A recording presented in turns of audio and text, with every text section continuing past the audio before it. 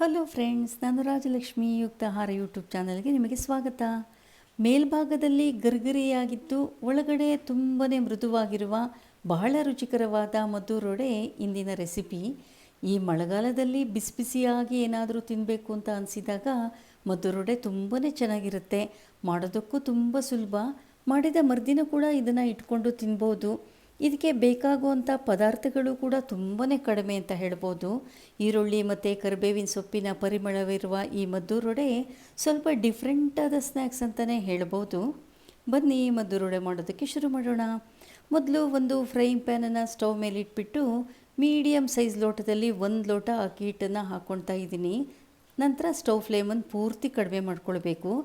ನಂತರ ಅದೇ ಲೋಟದಲ್ಲಿ ಅರ್ಧ ಲೋಟ ಚಿರೋಟಿ ರವೆ ಅಂದರೆ ಬಾಂಬೆ ರವೆನ, ಹಸಿ ರವೆನ ಹಾಕ್ಕೊಳ್ಬೇಕು. ಅದೇ ಲೋಟದಲ್ಲಿ 1/4 ಲೋಟ ಗೋಧಿ ಹಿಟ್ಟು, 1/4 ಲೋಟ ಮೈದಾ ಹಿಟ್ಟನ್ನು ಹಾಕ್ಕೊಳ್ಬೇಕು. ಜಸ್ಟ್ 2 ನಿಮಿಷ ಇದನ್ನು ಹುರ್ಕೊಳ್ಬೇಕು.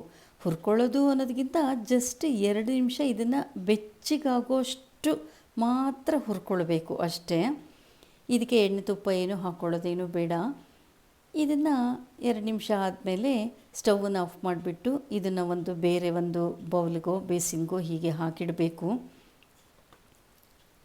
ಇದಾದಮೇಲೆ 1 ಬೌಲ್ ಕಾಯಿ ತುರಿನ ಮಿಕ್ಸರ್ ಜಾರ್ಗೆ ಹಾಕಬೇಕು. ಹಾಗೆ 4 ಹಸಿಮೆಣಸಿನ್ಕಾಯಿನ ಹಾಕಬೇಕು. ಹಸಿಮೆಣಸಿನ್ಕಾಯಿ ಬೇಡ ಅನ್ನೋರು ಹೀಗೆ ಒಂದು 10-15 ಜೀರಿಗೆ ಮೆಣಸು, ಗಾಂಧಾರಿ ಮೆಣಸು ಅಂತೀವಲ್ಲ, ಅದನ್ನು ಹಾಕ್ಕೊಂಡ್ಬಿಟ್ಟು ಸ್ವಲ್ಪ ನೀರು ಹಾಕಿ ಈ ಥರ ರುಬ್ಕೊಳ್ಬೇಕು. ನಾನು ಹಸಿಮೆಣಸಿನ್ಕಾಯಿ ಹಾಕಿಲ್ಲ. ಈಗ ಎಲ್ಲ ಹಿಟ್ಟುಗಳಿಗೆ ಅರ್ಧ ಚಮಚ ಜೀರಿಗೆ ಮತ್ತು ರುಚಿಗೆ ತಕ್ಕಷ್ಟು ಉಪ್ಪು ಹಾಕಿಬಿಟ್ಟು ಒಂದೇ ಒಂದು ಚಿಟಿಕೆ ಸೋಡಾ ಹಾಕಬೇಕು. ಹಾಗೆಯೇ 2-3 ಚಮಚ ತುಪ್ಪನ ಚೆನ್ನಾಗಿ ಕರಗಿಸ್ಬಿಟ್ಟು ಬಿಸಿ ಮಾಡಿಬಿಟ್ಟು ಹಾಕಬೇಕು ಇದಕ್ಕೆ. ನಂತರ 1 ಚಮಚದಲ್ಲೋ ಅಥವಾ ಕೈಯಲ್ಲೋ ಹೀಗೆ ಕಲಿಸ್ಕೊಳ್ಬೇಕು. ಇದಾದಮೇಲೆ ಕಾಯಿನ ಮತ್ತು ಮೆಣಸಿನ್ಕಾಯಿನ ರುಬ್ಬಿಟ್ಟಿದ್ವಲ್ಲ, ಆ ಮಿಶ್ರಣನೂ ಈ ಹಿಟ್ಟಿಗೆ ಹಾಕಿಬಿಟ್ಟು ಕೈಯಲ್ಲಿ ಚೆನ್ನಾಗಿ ಕಲಿಸ್ಕೊಳ್ಬೇಕು. ನಂತರ ಸ್ವಲ್ಪನೇ ನೀರನ್ನು ಹಾಕ್ಕೊಳ್ತಾ ಇದನ್ನು ಕಲಿಸ್ಕೊಳ್ಬೇಕು. ನಾನು ಈ ಹಿಟ್ಟನ್ನು ಕಲಿಸ್ಬೇಕಾದ್ರೆ ಅದೇ ನಾವು ಹಿಟ್ಟನ್ನೆಲ್ಲ ಅಳ್ಕೊಂಡಿದ್ವಲ್ಲ ಮೀಡಿಯಮ್ ಸೈಜ್ ಲೋಟ, ಅದರಲ್ಲಿ ಜಸ್ಟ್ 1/4 ಲೋಟ ನೀರನ್ನು ಉಪಯೋಗಿಸಿದ್ದೀನಿ. ಅಂದರೆ ಹಿಟ್ಟನ್ನು ಕಲಿಸೋದಕ್ಕೆ, ಹಾಗೆಯೇ ಕಾಯಿ ಮತ್ತು ಮೆಣಸಿನ್ಕಾಯಿನ ರುಬ್ಕೊಳ್ಳೋದಕ್ಕೆ ಮಿಕ್ಸರ್ಗೆ ಹಾಕೋಕ್ಕೆ ಸೇರಿಸಿ 1/4 ಲೋಟ ನೀರನ್ನು ಉಪಯೋಗಿಸಿದ್ದೀನಿ. ಇಷ್ಟನ್ನು ಚೆನ್ನಾಗಿ ಹೀಗೆ ಹಿಟ್ಟನ್ನು ಕಲಿಸ್ಕೊಳ್ಬೇಕು. ಈಗ ಚೆನ್ನಾಗಿ ಹಿಟ್ಟಿನ ಕಲಸಿದ್ದಾಯ್ತಲ್ವ, ಈಗ ಇದನ್ನು ಅಂದಾಜಿಗೆ 2 ಭಾಗ ಮಾಡಿಟ್ಕೊಳ್ಬೇಕು. ಈ ಹಿಟ್ಟನ್ನು ಒಂದು ಭಾಗನ ಮತ್ತೊಂದು ಬೌಲ್ಗೆ ಹಾಕಿಬಿಟ್ಟು ಅದನ್ನು ಮುಚ್ಚಿಟ್ಕೊಳ್ಬೇಕು. ಮತ್ತು ಹಾಗೆ ನಾನು ಒಂದು ದೊಡ್ಡ ಈರುಳ್ಳಿನ ಸಣ್ಣಕ್ಕೆ ಹೆಚ್ಕೊಂಡಿದ್ದೆ. ಹಾಗೆ ಒಂದು 3-4 ದಂಟು ಕರಿಬೇವನ್ನು ಹೆಚ್ಕೊಂಡಿದ್ದೆ.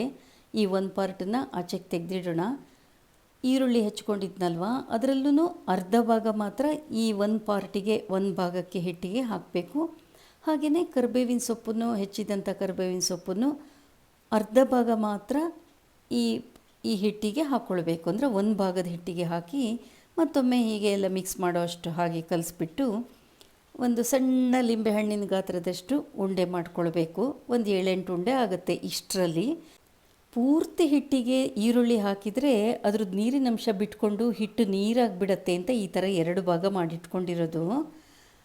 ಹೀಗೆ ಈ ಥರ ಇಷ್ಟು ಸೈಜಿನ ಉಂಡೆಗಳನ್ನು ಹೀಗೆ ಮಾಡ್ಕೊಳ್ಬೇಕು. ಈ ಕಲಸಿದ ಹಿಟ್ಟಲ್ಲಿ ಮತ್ತೊಂದು ಭಾಗ ಇರುತ್ತಲ್ವ, ಅದಕ್ಕೆ ಮುಚ್ಚಿಟ್ಬಿಡಬೇಕು. ಇಷ್ಟು ಮೊದಲನೇ ಭಾಗದ ಆದಮೇಲೆ ಇದನ್ನು ಮಾಡಿಕೊಂಡ್ರೆ ಆಯಿತು. ಈಗ ಎಣ್ಣೆ ಹಾಕಿದಂಥ ಫ್ರೈಯಿಂಗ್ ಪ್ಯಾನನ್ನು ಸ್ಟವ್ ಮೇಲಿಡಬೇಕು. ಅದು ಕಾಯೋಕ್ಕೆ ಸ್ವಲ್ಪ ಹೊತ್ತಾಗುತ್ತೆ. ಈಗ ಮೊದಲು ಒಂದು ಶೀಟಿಗೆ ಸ್ವಲ್ಪ ಎಣ್ಣೆ ಸವರ್ಕೊಂಡ್ಬಿಟ್ಟು ಈ ಮಾಡಿದಂಥ ಹಿಟ್ಟಿನ ಉಂಡೆ ಇಟ್ಬಿಟ್ಟು ಹೀಗೆ ತಟ್ಕೊಳ್ಬೇಕು ಕೈಯಲ್ಲಿ. ಇದು ತುಂಬ ತೆಳು ಇರಬಾರ್ದು, ಹಾಗೆ ಅಂತ ತುಂಬ ಏನು ದಪ್ಪ ಬೇಡ. ನೋಡಿ, ಇಷ್ಟು ಈ ಥರ ಇರಬೇಕು. ಇನ್ನು ಚಪಾತಿ ಪ್ರೆಸ್ ಇದ್ಬಿಟ್ರಂತೂ ತುಂಬಾ ಸುಲಭ. 2 ಎಣ್ಣೆ ಸವರಿದಂಥ ಪ್ಲಾಸ್ಟಿಕ್ ಶೀಟ್ ಮಧ್ಯ ಒಂದು ಈ ಥರ ಮಾಡಿದಂಥ ಉಂಡೆನ ಇಟ್ಬಿಟ್ಟು ಹೀಗೆ ಚಪಾತಿ ಪ್ರೆಸ್ಸನ್ನು ಮೆತ್ತಗೆ ಲೈಟಾಗಿ ಪ್ರೆಸ್ ಮಾಡಬೇಕು. ಆಮೇಲೆ ಈ ಥರ ಮಾಡಿದಂಥ ಹಾಳೆಗಳನ್ನು ಎಲ್ಲ ಒಟ್ಟಿಗೆ ರೆಡಿ ಮಾಡಿ ಇಟ್ಕೊಳ್ಬೇಕು. ಈಗ ಚೆನ್ನಾಗಿ ಎಣ್ಣೆ ಕಾದಿದೆ. ಇಲ್ಲಿ 2-3 ಒಟ್ಟಿಗೆ ಎಣ್ಣೆಗೆ ಬಿಡಬೇಕು. ನಾನು 2 ಬಿಡ್ತಾಯಿದ್ದೀನಿ. ಇದೇನೂ ಉಬ್ಬೋದಿಲ್ಲ, ಹಾಗಾಗಿ ಕಾಯಿಸಿದಂಥ ಎಣ್ಣೆನ ಮೇಲ್ಮೇಲೆ ಹಾಕೋದು ಅವಶ್ಯಕತೆ ಇಲ್ಲ. ಇದು ಆಚೆ ಈಚೆ ತಿರುಗಿಸಿ ಬೇಯಿಸಬೇಕು. ಮೀಡಿಯಮ್ ಫ್ಲೇಮಲ್ಲೇ ಬೇಯಿಸ್ಬೇಕು ಇದನ್ನು. ಇಷ್ಟು ಪದಾರ್ಥಗಳನ್ನು ತಗೊಂಡು ಒಟ್ಟು 14 ಮದ್ದೂರು ವಡೆನ ತಯಾರಿಸ್ಕೊಳ್ಬೋದು. ಹೀಗೆ ಆಚೆ ಈಚೆ ತಿರುಗಿಸಿ ಬೇಯಿಸಿದ ನಂತರ ಇದು ಗೋಲ್ಡನ್ ಬ್ರೌನ್ ಕಲರ್ ಬಂದಾಗ ಎಣ್ಣೆಯಿಂದ ಈಚೆಗೆ ತೆಗಿಬೇಕು. ನೋಡಿ ಹೀಗೆ ಬೇಯ್ತಾ ಇದೆ. ಮೀಡಿಯಮ್ ಫ್ಲೇಮಲ್ಲೇ ಬೇಯೋದ್ರಿಂದ ಸ್ವಲ್ಪ ಅದು ಕ್ರಿಸ್ಪ್ ಬೇರೆ ಆಗಬೇಕಲ್ವ ಹೊರಗಡೆಗೆ, ಹಾಗಾಗಿ ಸ್ವಲ್ಪ ಟೈಮ್ ತಗೊಳ್ಳುತ್ತೆ. ಇದು ಹೊರಗಡೆ ಎಲ್ಲ ಕ್ರಿಸ್ಪಾಗಿದ್ದರೂ ಒಳಗಡೆಗೆ ತುಂಬ ಮೆತ್ತಗಿರುತ್ತೆ. ಸ್ವಲ್ಪ ಡಿಫ್ರೆಂಟ್ ಆದ ಸ್ನ್ಯಾಕ್ಸ್ ಅಂತಲೇ ಹೇಳ್ಬೋದು ಈ ಮದ್ದೂರು ವಡೆನ. ನೋಡಿ ಗೋಲ್ಡನ್ ಬ್ರೌನ್ ಕಲರಿಗೆ ಟರ್ನ್ ಆಗ್ತಾ ಇದೆ, ನೋಡ್ತಾ ಇದ್ದೀರಲ್ಲ. ಹೀಗೆ ಇಷ್ಟು ಗೋಲ್ಡನ್ ಬ್ರೌನ್ ಆದಮೇಲೆ ಇದನ್ನು ಎಣ್ಣೆಯಿಂದ ಈಚೆಗೆ ತೆಗಿಬೇಕು. ನೋಡಿ ಇದು ಈಗ ಪರ್ಫೆಕ್ಟಾಗಿ ಆಗಿದೆ. ನಂತರ ಉಂಡೆನ ತಟ್ಟಿ ರೆಡಿ ಮಾಡ್ಕೊಂಡಿರ್ತೀವಲ್ಲ, ಆ ಹಾಳೆಗಳನ್ನು ಹೀಗೆ ಎಣ್ಣೆಗೆ ಬಿಡಬೇಕು. ಅದು ಕೂಡ ಗೋಲ್ಡನ್ ಬ್ರೌನ್ ಕಲರ್ ಬಂದಾಗ ಈಚೆ ತೆಗೆದ್ರೆ ಕರ್ನಾಟಕದ ವಿಶೇಷ ಮದ್ದೂರು ವಡೆ ತಿನ್ನೋಕ್ಕೆ ರೆಡಿಯಾಗಿರುತ್ತೆ. ಇದನ್ನು ಚಟ್ನಿ ಜೊತೆಲೂ ಕೂಡ ತಿನ್ಬೋದು, ಹಾಗೇನೋ ತಿನ್ನೋಕ್ಕೂ ತುಂಬಾ ಚೆನ್ನಾಗಿರುತ್ತೆ.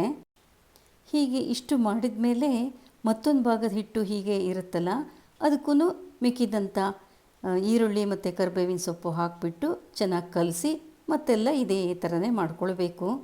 ಫ್ರೆಂಡ್ಸ್, ರೆಸಿಪಿ ಇಷ್ಟ ಆದರೆ ಲೈಕ್ ಮಾಡಿ, ಶೇರ್ ಮಾಡಿ, ನೀವು ಮಾಡಿ ನೋಡಿ ಹೇಗೆ ಬಂತಂತ ಹೇಳಿ. Thank you for watching this video.